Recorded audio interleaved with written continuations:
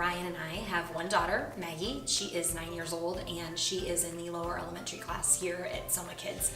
And in this week's Resourceful Parenting, I wanted to share a book that I have recently read that I found really helpful and just wanted to share with you. It's called Belonging and Becoming, and it's by Mark and Lisa Scandrett. And I studied this book with a group of other moms that I'm in a Bible study with. And why I loved this resource is because it went through an assessment at the beginning for your family of what kind of rhythms that you do, what is helpful, what things play an important role in your family.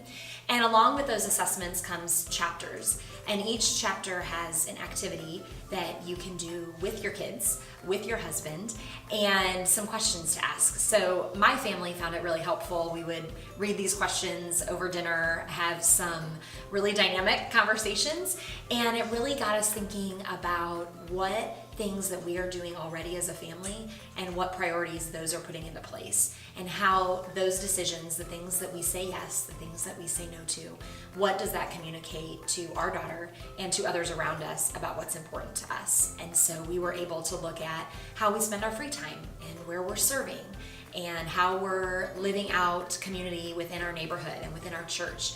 And then using some of those kind of ideas and discussions to say, yeah, this is something that's important, or we might need to tweak these activities because they're not really lining up with what our values are.